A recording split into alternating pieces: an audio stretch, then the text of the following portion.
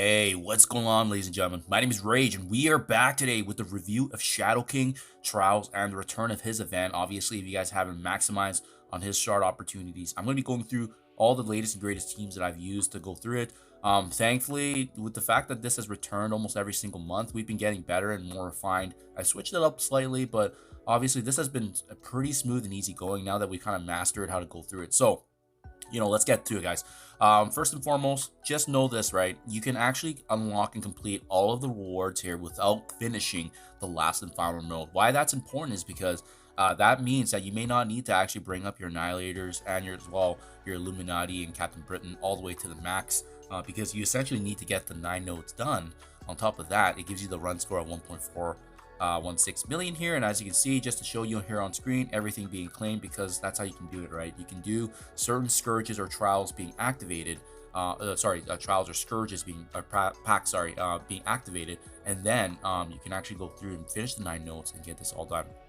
Now, I do want to start this off by showcasing and talking about which ones I have activated here. In total, it was about 85 mods.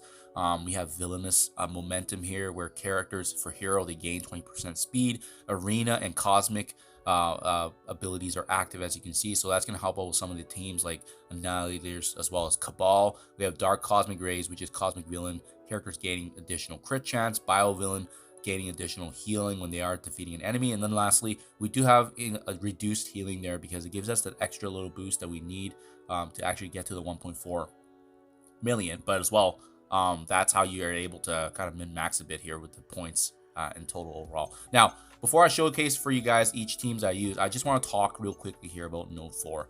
This is probably going to be one of the most gimmicky ones, just because of the fact that it's very essential that you have Nightcrawler here to start things off with his ultimate. If you don't, it becomes a little bit more difficult in the sense that you may have to use some sack attempts, but this is the team that got it done for me, as you can see. But Nightcrawler starting off here with the ultimate is massive, and we bring in some of the most meta characters that we are utilizing every single day, right? Like such as, Blade from Night Stalkers. We have Lady Deathstrike being part of the Orcus Tech team. We have Thanos Endgame if you're not using him in Arena. This is a great opportunity, but remember, Annihilators is also required for this event. Now, the reason I bring this up is because it's essential that you need Nightcrawler for this node. It just makes it a lot easier, and for that reason, that means logically, you need to bring him into the first node here, and that's where you set it up. This first node, do not auto it. Try to set it up perfectly, because for me, I could have used other characters to get their abilities more prepared and ready to go, but Nightcrawler was the one I'm focused on. Old Man Logan can basically solo this node, so thankfully, he's a beast too. And you make sure, if you're going to use Old Man Logan like I did, make sure his cooldowns are good, because remember, we need mercenaries as well later on. And then I just brought in the rest of my Extreme X-Men team just for the synergy aspect of it, but also because they're not really used anywhere else in this event itself, right? So just something to be mindful of there. The big ones, Old Man Logan and Nightcrawler set up for this first node. Make sure their abilities are good to go, especially that big Nightcrawler ultimate. Then we have Node 2. You don't really have a choice, but the Illuminati team that I brought in with Captain Britain here. And it's really about the big three, right? Hank Pym, Black Panther Shuri, and Captain Britain. They do carry the load here. Black Bolt and Mr. Fantastic are more just supporting pieces. But in case you guys are having issues as well, I have the original gameplay video that I went through this overall strategy, where I believe my teams are actually lower levels too. So just something to be mindful of there. But yeah, that's kind of the bare minimum. And yes, this is able to get it done with all these packs or scourges activated as well. Mission 3. So this is great use of the Cabal. Remember, Cabal is needed for the unlock of Old Man Logan in his trial event. So it's just nice that we can double dip here. Bring in Cabal because they're going to get the Crucible bonuses, plus Lady Deathstrike. In addition to that, a fellow partner in Sentinel, just because they're part of Orcus. And it's just nice that we can just take advantage of some of these raid teams with the meta that we currently have. We quickly already touched on Node 4, so you already know the gist there. This is a really good, strong team. And again, if you have the setup right with Nightcrawler, you're able to one-shot this quite easily. Mission 5. So this one, it's gimmicky as well.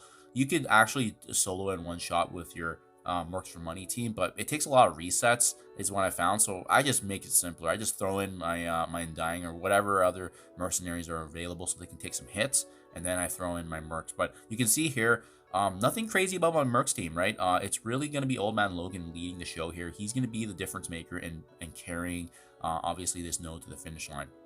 So it's all about him. And obviously having the other characters are going to give you more synergy there. I also want to point out, guys, remember, Silver Sable, part of the Vigilante team, she can also be used here now. So that's actually one of my best characters right now, but I didn't bring her in just because I wanted to showcase for you guys. Mercs for Money does work even at these higher levels, even with a lower built Mercs for Money with Old Man Logan kind of leading that show there. Okay, mission 6. Don't really have a choice here, but we have this 5-piece of Annihilators. Now, you can see Ultimates and Silver Surfer don't need to be, special or by any means, but it's going to be about the 3-piece Annihilators, right? Especially the bigger gore and Thanos Endgame you have, the more damage they're going to unleash. And hopefully you guys have them built up because they are pretty meta right now in Arena, unless you build up the other mythic characters that you complement them around. Regardless, they're going to have value in Arena. They're going to have value in other game modes. So it's just nice, even in Dark Dimension as well. Mission 7, Global Villain, back to Cabal, plus Lady Deathstrike. So this synergy is just really good, guys. We saw this with the Old Man Logan Trials, and then just them gaining the Crucible bonuses is massive. Mission 8. Okay, so this one is interesting. There is an initial burst of damage here with some of the X-Men characters that we're up against. So if you want an easier run, just throw in some sort of SAC team. It doesn't really matter who. So they can eat up some of the attacks from Gambit and Rogue. Even better if Rogue's able to get her abilities off. And then we bring in my Lady Deathstrike, Thanos Endgame, Nightcrawler, Val, as well as Namor. You don't necessarily need Val, guys. She was just one of my best, strongest brawler non-mythic characters. So that's kind of the logic there. So just be mindful of that.